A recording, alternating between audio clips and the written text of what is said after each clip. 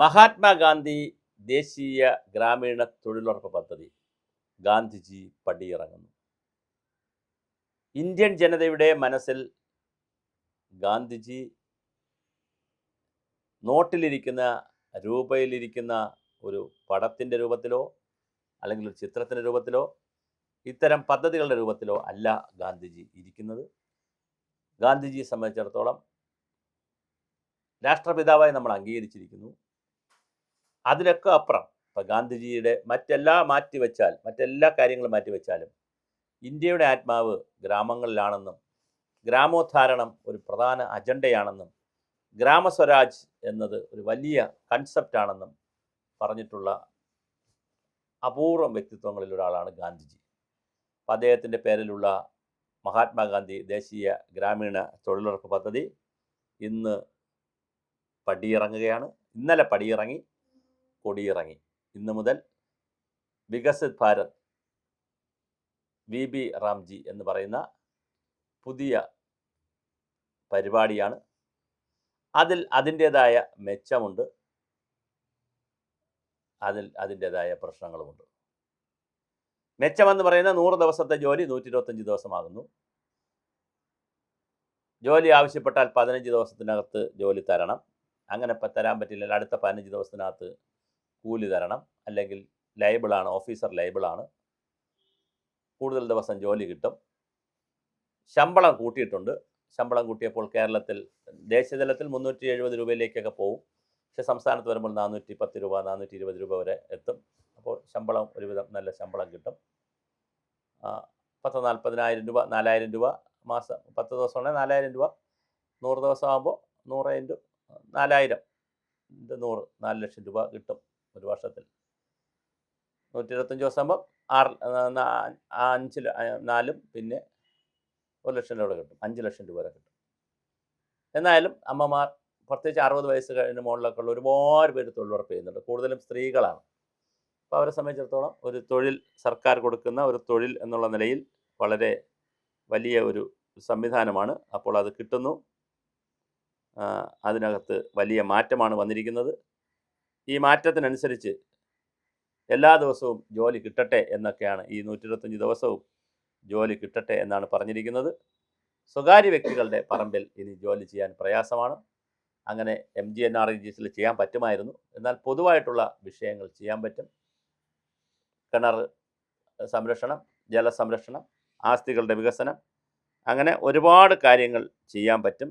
അപ്പോൾ അത്തരത്തിലുള്ള വലിയ ഒരു പരിപാടിയായിട്ടാണ് ഇത് മാറിയിരിക്കുന്നത്.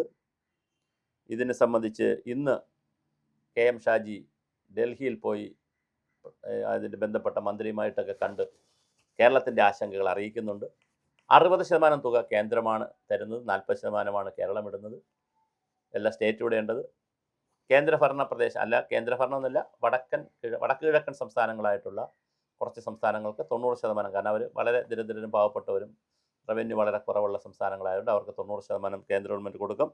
10% മാത്രമേ ആരിടേണ്ടതുള്ളൂ, സ്റ്റേറ്റ് ഇടേണ്ടതുള്ളൂ.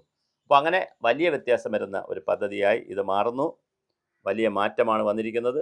ഇന്ന് VB റാംജി പദ്ധതി, അതായത് ഗ്രാമീണ തൊഴിലുറപ്പ് പദ്ധതി, Viksit Bharat guarantee for Rozgar and Ajeevika mission Gramin, ഇതാണ് അതിൻ്റെ ഫുൾ ഫോം. പറഞ്ഞൊപ്പിക്കാൻ പ്രയാസപ്പെട്ടൊരു കാര്യമാണ്. റാംജി റാവ് സ്പീക്കിംഗ് എന്ന് പറയും പോലെ. ബുധനാഴ്ച നിലവിൽ വരുന്നത് സമഗ്രമായ മാറ്റങ്ങളോടുകൂടിയാണ്. അപ്പോൾ ഈ കഥ ഇവിടെ അവസാനിക്കുന്നു. തൊഴിൽ ദിനങ്ങൾ വർദ്ധിച്ചു. 100 ദിവസം എന്നുള്ള 125 ദിവസമായി. ഫണ്ട് ആവശ്യാനുസരണം അനുവദിച്ചിരുന്ന രീതിക്ക് പകരം സംസ്ഥാനങ്ങൾക്ക് മുൻകൂട്ടി നിശ്ചയിക്കുന്ന വിഹിതമാണ് സംസ്ഥാനങ്ങൾക്ക് കൊടുക്കുന്നത്. ഡിമാൻഡ് ബേസ്ഡ് അല്ല, ഇപ്പോൾ സപ്ലൈ ബേസ്ഡ് ആയിട്ട് മാറ്റിയിട്ടുണ്ട്. അധിക ചെലവുകൾ അതായത് സംസ്ഥാന സർക്കാരിന് എത്ര വേണം വഹിക്കാം.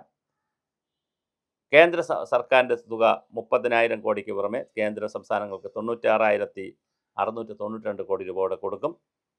കേരളത്തിൻ്റെ വിഹിതം, കേരളത്തിനും നല്ല വിഹിതം കിട്ടുന്നുണ്ട്. കരാറുകാരോ നിയമിക്കാനോ കായികാധ്വാനം ഇല്ലാതാക്കുന്ന യന്ത്രങ്ങൾ ഉപയോഗിക്കാനോ പാടില്ല. ബയോമെട്രിക് സംവിധാനത്തിലുള്ള ഹാജരുണ്ട്. അതുപോലെ തന്നെ വളരെ ആസ്തി വികസനത്തിൽ മുൻതൂക്കം നൽകുന്നതോടെ അവിദഗ്ധ തൊഴിലാളികൾ പിന്തള്ളപ്പെടും എന്നൊരു സംശയമുണ്ട്. സാധന ശ്രാമികളും അർത്ഥവിദഗ്ധ തൊഴിലാളികളെയും ആവശ്യമുള്ളതാണ് പുതിയ പദ്ധതികളിലെ കൂടുതൽ പ്രവർത്തികളും. മുൻപ് കേരളം 250 കോടി രൂപയാണ് ബഡ്ജറ്റ് വച്ചിരുന്നെങ്കിൽ ഇത്തവണ 2900 കോടി രൂപ നമുക്ക് കണ്ടെത്തേണ്ടി വന്നിട്ടുണ്ട്. അതൊരു വലിയ നഷ്ടമാണ് കേരളത്തെ സംബന്ധിച്ച്. 250 കോടി രൂപയ്ക്ക് നടത്താൻ പറ്റിയിരുന്ന പരിപാടി 2000 കോടിയിൽ കൂടുതൽ രൂപ വയ്ക്കേണ്ടി വരുന്നു. പക്ഷേ കേന്ദ്രത്തിൻ്റെ പുതിയ നിയമമാണ്, നമുക്ക് വേറൊന്നും പറഞ്ഞിട്ട് കാര്യമില്ല. അപ്പോൾ എന്തായാലും വളരെ കൃത്യമായി MGNRGS മാറുന്നു എന്നുള്ളത് വളരെ പ്രധാനപ്പെട്ട ഒരു കാര്യമാണ്. 125 ദിവസം ജോലി കൊടുക്കുന്നു, വേതനം വർദ്ധിക്കുന്നു. ജലസുരക്ഷയുമായി ബന്ധപ്പെടുത്തി വലിയ സാധ്യതയാണ് ഉള്ളത്. ഒരു ജല സംരക്ഷണ യജ്ഞം തന്നെ നടത്താനുള്ള സാധ്യതയുണ്ട്. കാലാവസ്ഥാ പ്രതിരോധ പരിപാടികൾ എടുക്കാം. സുസ്ഥിര വരുമാനത്തിനുള്ള ഉപജീവന മാർഗങ്ങൾ എടുക്കാൻ പറ്റും. അതുപോലെ തന്നെ ഗ്രാമീണ അടിസ്ഥാന സൗകര്യങ്ങൾ വികസിപ്പിക്കാനുള്ള കാര്യങ്ങൾ ചെയ്യാൻ പറ്റും. 15 ദിവസത്തിനകം ജോലി കൊടുക്കണം. വേതനവും 15 ദിവസത്തിനകത്ത് വിതരണം ചെയ്യണം. അങ്ങനെ ഒരുപാട് നല്ല നിയമങ്ങളുള്ളതാണ്. എന്നാൽ ചില ആശങ്കകളും ഈ പദ്ധതിക്കുണ്ട്. അപ്പോൾ ഞാൻ ആദ്യം സൂചിപ്പിച്ചതുപോലെ ഒരു യുഗം അവസാനിക്കുകയാണ്. ഗാന്ധിജി തൊഴിലുറപ്പ് പദ്ധതിയിൽ നിന്ന് പടിയിറങ്ങുന്നു. അപ്പോഴും തൊഴിലാളികളുടെ മനസ്സിൽ ഗാന്ധിജി ഉണ്ടെങ്കിൽ ഉണ്ട്, ഇല്ലെങ്കിൽ ഇല്ല.